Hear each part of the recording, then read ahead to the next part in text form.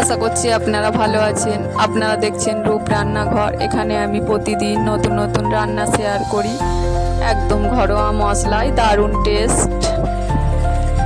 আজ আমি চিংড়ির মালাইকারি বানিয়ে দেখাবো। তার জন্য আমি একটা নারকেল নিয়েছি। নারকেলটা একটু কুড়িয়ে নেব।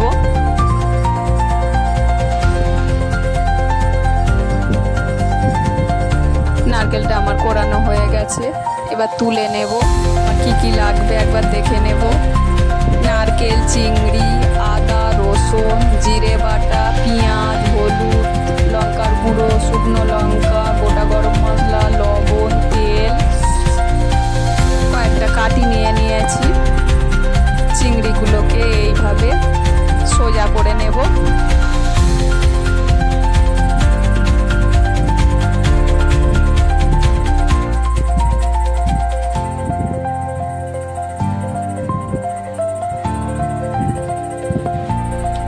সবগুলো আমার হয়ে গেছে। গ্যাসে একটা কড়া বসিয়ে দিয়েছি, একটু জল দিয়ে দেব। জলটা আমার গরম হয়ে গেছে, নারকেলগুলো দিয়ে দেব। নারকেলটা একটু ভালো করে ফুটিয়ে নেব।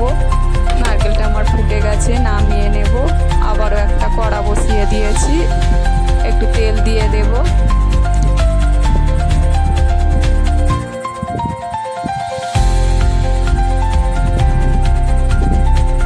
তেলটা আমার গরম হয়ে গেছে, চিংড়িগুলো এইভাবে দিয়ে দেব।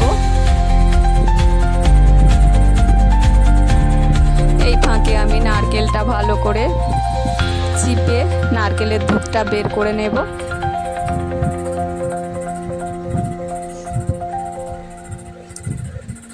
চিংড়িগুলো এইভাবে উল্টিয়ে দেব। চিংড়িগুলো আমার ভাজা হয়ে গেছে, তুলে নেব।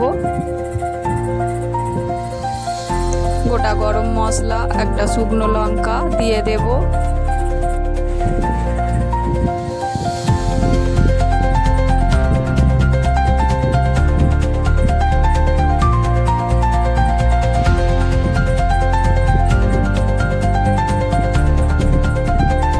পেঁয়াজগুলো আমি দিয়ে দেব।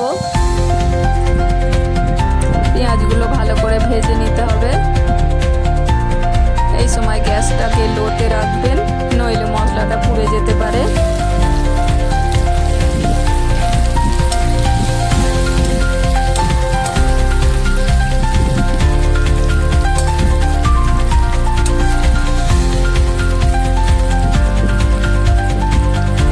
পেঁয়াজটা আমার ভাজা হয়ে গেছে, রসুন বাটা, আদা বাটা দিয়ে দেব।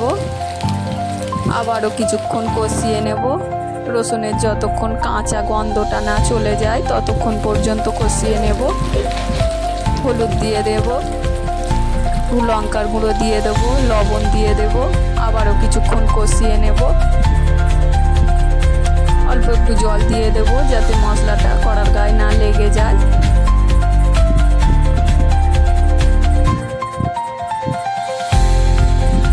মশলাটা আমার কষানো হয়ে গেছে।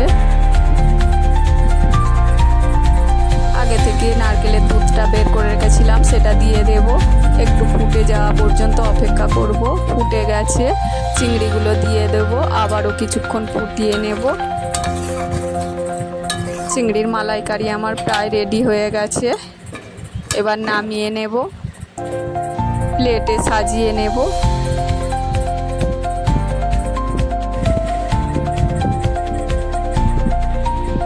ওপর থেকে একটু গরম মশলা ছড়িয়ে দেব। আপনারা এইভাবে একবার চিংড়ির মালাইকারি বানিয়ে খেয়ে দেখবেন, দারুণ টেস্ট লাগে। এইভাবে চিংড়ির মালাইকারি একবার বানালে বারবার বানাতে ইচ্ছে করবে। দুপুরে ভাতের সাথে দারুণ লাগে। আপনারা একবার হলেও বানিয়ে খেয়ে দেখবেন। ভিডিওটি যদি ভালো লাগে লাইক করবেন, নতুন নতুন ভিডিও পেতে সাবস্ক্রাইব করবেন, কমেন্টে জানাবেন কেমন লাগছে। আবারও একটা নতুন ভিডিও নিয়ে চলে আসবো।